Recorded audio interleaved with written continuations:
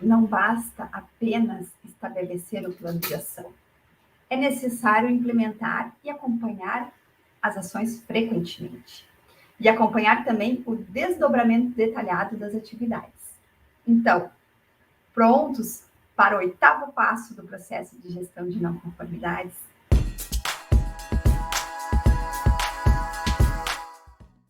Tudo bem com você? Seja muito bem-vindo aqui ao canal Validação na Prática, o canal mais prático do Brasil. Para quem não me conhece, eu me chamo Carolina Coelho, sou farmacêutica, sou consultora, com foco na implementação do sistema de gestão da qualidade e das boas práticas de fabricação. Nesse vídeo, eu vou apresentar para vocês o 8º passo da gestão de não conformidades, que a gente vai colocar em prática o que definimos lá no plano de ação. Nos vídeos anteriores, vimos que o primeiro passo da gestão de não conformidades é o planejamento. O segundo passo, identificamos a necessidade de treinamento das partes interessadas. No terceiro passo, chega a hora de registrar a não conformidade através da abertura do relatório de não conformidades. Então, partimos para o 4º passo, que é a aprovação da não conformidade, e o encaminhamento para os responsáveis. Seguimos para o 5º passo, onde definimos as ações imediatas e iniciamos o levantamento de dados para a investigação. O 6º passo é a determinação da causa raiz ou das causas raízes, através da aplicação das ferramentas de qualidade. Vimos, inclusive, 3 tipos de ferramentas que podem ser aplicadas no processo de análise da causa raiz. E no 7º passo, chega o momento da gente criar o plano de ação tão esperado para buscar a eliminação definitiva, de preferência definitiva, né, dos desvios, atacando as causas raízes.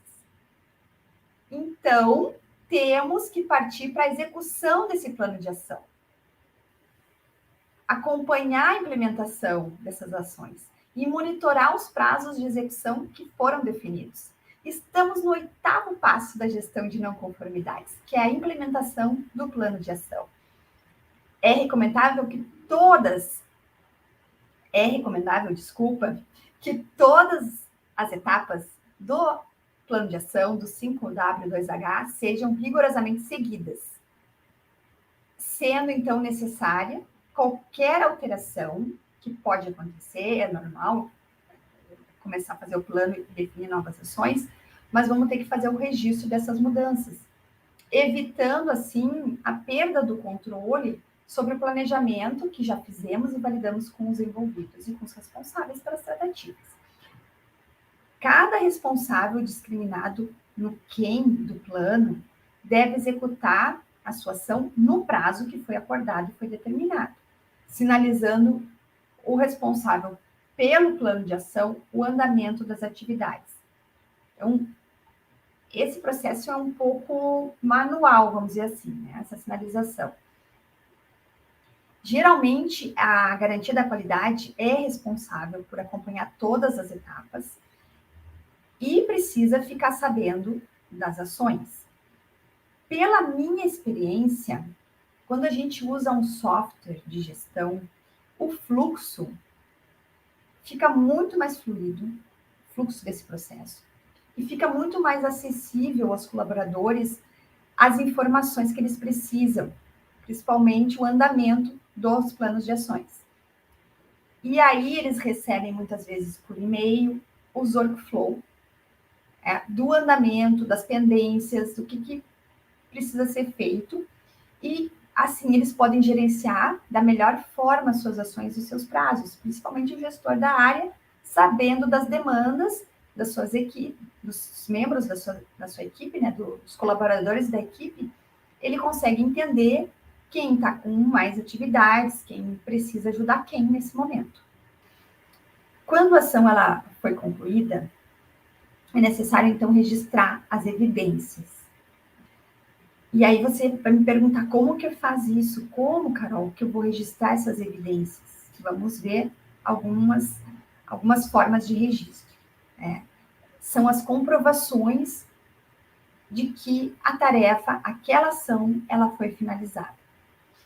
Seja por foto, podemos usar registro fotográfico, ou informação documentada, né, que são os procedimentos que vão ser revisados dentro desses processos de melhoria. E isso também serve para termos um histórico das melhorias que vão ser implementadas. A gente precisa ter esse histórico para também avaliarmos as eficácias. Então, todos esses registros, eles vão ser úteis na análise da eficácia das ações, que é o próximo passo do processo de gestão de não conformidades. Então, deixa eu trazer aqui um exemplo prático para ficar mais fácil o entendimento. Estamos aqui no 8º passo, que é o plano de implementação do plano de ação, e aqui eu trouxe um exemplo de plano de ação. Eu já tinha trazido no vídeo anterior, porém eu acrescentei aqui no plano de ação do 5W2H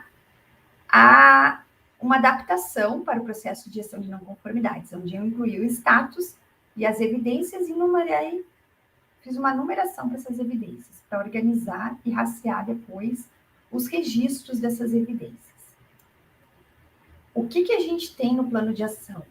A gente definiu, era uma situação hipotética, de uma não conformidade, que foi a quebra dos rótulos durante o processo produtivo, foi acima do limite especificado. O limite era 1%, nesse caso, dessa empresa, e aí passou desse limite. Então, foi definido várias ações, e a primeira ação ali é a abertura é o registro, né, das mudanças através do controle de mudanças da empresa. Como que era para fazer essa ação?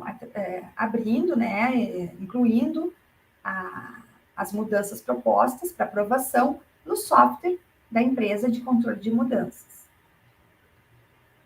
No caso, essa ação, ela foi realizada e a evidência que se quer ter é o CM aberto, o controle de mudanças aberto. E aí essa evidência ela foi numerada com o número 1, porque depois nós vamos ter ela lá na avaliação de eficácia, nós vamos avaliar como é que ela foi feita. Então, nós vamos fazer um registro depois, vamos pegar o documento, vamos fazer um print da tela, enfim, vamos colocar essa evidência. Então, na lista de evidências, são as evidências que a gente quer enxergar, mas depois a gente vai ter que visualizar de fato essas evidências, confirmar se elas foram feitas. A gente tem uma segunda ação ali que era para diminuir a velocidade da máquina. E isso ia trazer um custo para a empresa, um aumento de 0,5% no custo operacional. Esta ação, ela não vai eliminar a causa da não conformidade. É uma ação de contenção, uma ação para dar uma melhorada naquela situação por um período. Porém, a empresa definiu que não vai realizar essa ação e vai arcar com os prejuízos que possam ter com as quebras. Ou ela vai negociar com o fornecedor e vai devolver, né, essas quebras, esses problemas que estão tendo, vai ser contatado o fornecedor que vai arcar com esse prejuízo, por exemplo. Mas, se essa ação fosse executada, a evidência seria a ordem de produção numa nova versão, a versão 8 da ordem de produção, com a informação da velocidade atualizada, é uma velocidade menor, lá no setup da máquina, deveria ter essa velocidade mais reduzida. Então, essa seria a evidência número 2. Também temos a inspeção visual durante o processo, incluir uma inspeção visual durante o processo, temos uma ação para isso. E essa ação, ela teria que ser feita com a contratação de mais um colaborador e incluir um checklist de inspeção visual anexado à ordem de produção. Então, a evidência seria uma ficha de aprovação do candidato. Esse é um exemplo, cada empresa pode ter, né, maneiras diferentes de comprovar que foi feita a contratação de um colaborador. E temos a ficha de inspeção no processo produtivo com um checklist de inspeção visual. Também é uma evidência. Então, temos até 2 evidências aqui para essa ação. A gente também tem que qualificar um novo fornecedor de rótulo, porque vimos que esse fornecedor não vai nos atender nesse quesito de qualidade, então precisamos qualificar um novo fornecedor e atacar, de fato, a causa raiz do problema, que é o fornecedor. Então, a ação seria feita prospectando um novo fornecedor, seguindo o processo de qualificação de fornecedores. Então, o que temos de evidência aqui? A planilha de qualificação preenchida para o novo fornecedor com a definição do status. Então, esse aqui é um exemplo de um plano de ação para o processo de gestão de não conformidades, onde a gente vai coletar as evidências, onde a gente vai definir quais são as evidências que a gente quer para cada ação e depois vai buscar essas evidências e vai registrar essas evidências. Todas as mudanças e todas as melhorias, elas seguem um controle de mudança. Por isso que o plano de ação da gestão de não conformidades, ele está diretamente relacionado com o plano de ação lá do controle de mudança. Na prática, pode parecer meio confuso, e às vezes eu vou confessar para vocês que é bem confuso mesmo. Ainda mais no começo, quando surgiu essas necessidades de vincular controles de mudança para as mudanças, e cada vez ficou mais... A empresa precisava praticar mais esse processo, tanto de gestão de não conformidades, quanto de controle de mudanças, para entender a melhor forma que ela tem para relacionar esses planos de ação. Então, você não vai ter que colocar as mesmas informações no plano de ação da não conformidade, da gestão de não conformidades e no controle de mudança. Não tem que fazer um Ctrl+C, Ctrl+V. Tá? E aí a gente pergunta, tá, mas o que colocar num e o que colocar no outro? O que eu vou colocar de ação lá na gestão de não conformidades e o que eu vou colocar de ação lá no controle de mudanças? O que na prática eu vejo? A gente coloca ações mais macro para tratar as não conformidades, tá? Incluindo a necessidade, então, da abertura de um CM como uma ação para aquela não conformidade ser resolvida. Então, lá no CM vão estar definidos melhor os desdobramentos detalhados das ações. Então, vai ter alguém que vai ser responsável pela abertura do controle de mudança, vai ter um prazo para abrir esse controle de mudanças. Inclusive, pode-se usar um plano de ação depois lá no controle de mudança, no mesmo modelo do 5W2H. E aí vai ser desdobrado o detalhamento das atividades. Além de também termos uma avaliação prospectiva das mudanças planejadas, avaliação de riscos e aprovação da mudança. É necessário ter uma avaliação dos envolvidos e das áreas de interface, principalmente da garantia da qualidade, aprovando ou não a determinada mudança que foi solicitada, antes dela ser implementada. Então, levando em consideração também as notificações e as aprovações regulatórias, verificando se tem algum impacto na validação, se vai ter que revalidar algum processo. Então, é necessário fazer uma avaliação de risco e aprovar essa mudança. E aí, o profissional da qualidade, na maior parte das vezes, eu visito empresas e vejo o profissional da qualidade sempre correndo, tentando fazer o possível e o impossível para o responsável pela ação, né, ter alguma responsabilidade, de fato, por tratar aquela não conformidade. É uma coisa, assim, até engraçada, né? O cara é o responsável, mas o outro tem que estar dizendo para ele que ele é o responsável. Não tem, né? Não existe isso. E aí começa, e aí, colega, você conseguiu revisar o procedimento? Ainda não recebi para aprovação. A garantia ainda não recebeu para avaliar a eficácia. Ou direto para o gestor, né? E aí, você separou tempo, gestor, essa semana para tratar disso? A ação dessa não conformidade, ela está atrasada. Né? Vai dar tempo para concluir nessa semana? Estamos na véspera da auditoria, pessoal. Na véspera da auditoria do cliente, ou uma auditoria regulatória da vigilância sanitária, e ainda nada das ações. E aí, equipe, vamos lá. Como a gente vai fazer agora? O que diremos para esse auditor?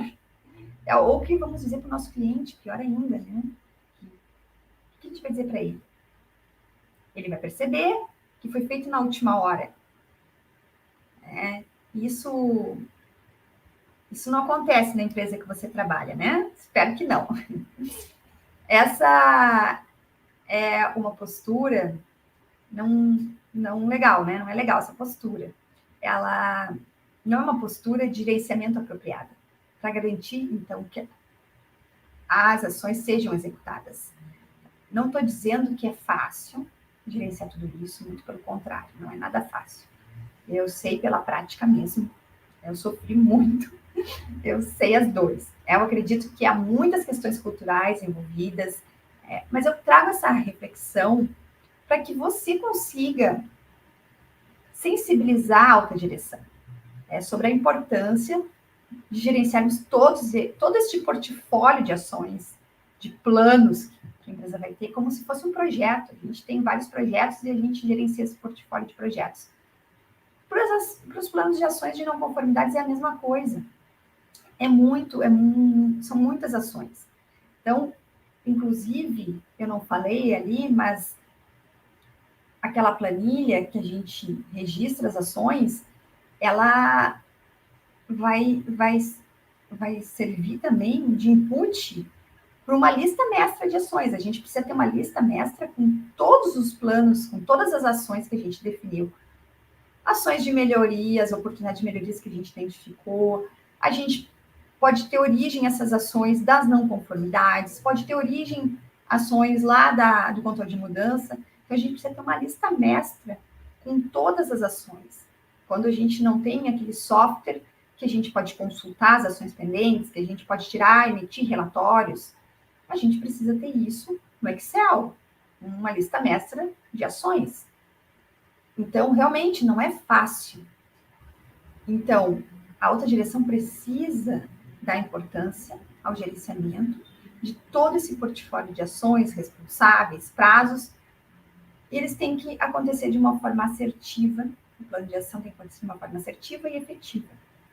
Antes de continuar aqui, eu quero saber se os conteúdos, as experiências que a gente está compartilhando aqui no canal, se estão ajudando você na prática. Dê um like se você gostou, não gostou de algo, pode dizer, vamos levar isso como uma oportunidade de melhoria, não como um problema. Tem pessoas novas inscritas no canal, muito bem-vindos. Acione o sininho para que você seja informado toda vez que tem um novo vídeo. Contribua com a gente aqui e para que mais pessoas possam ter acesso aos vídeos, você precisa dar um like. Então, vamos voltar aqui.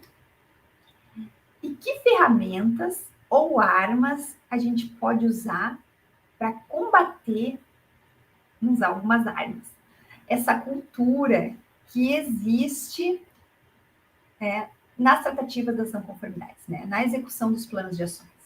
A gente precisa, então, fazer reuniões periódicas de reporte, tanto com as nossas equipes, quanto a alta direção também precisa envolver os gestores para cobrar essas ações, que elas sejam realizadas para definir as prioridades.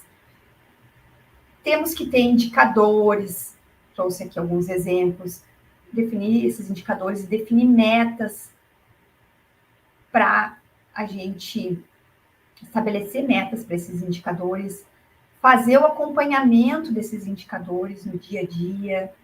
Isso é fundamental para manter a chama acesa. Claro que conforme as necessidades mudam, o plano de ação também pode ser ajustado. O sucesso dos planos de ação estabelecidos na sua equipe, ele também deve-se ao estabelecimento de uma rotina e um prazo para que eles sejam finalizados. Então, além disso, é necessária a disponibilidade de meios para execução. A gente precisa ter a estrutura adequada e os meios para conseguir executar esse plano. Então, como exemplo, se a ação de um colaborador é realizar um treinamento para melhorar sua comunicação, por exemplo, ele precisa receber um treinamento. você precisa verificar a disponibilidade de investimento para isso, se isso está lá no orçamento, se foi levantado lá nas necessidades de treinamento para esse colaborador.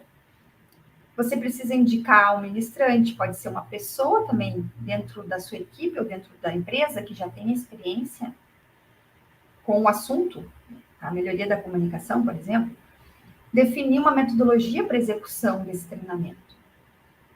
Então, de nada adianta a gente definir várias ações se a gente não sabe ou se a gente não tem as condições para implementar.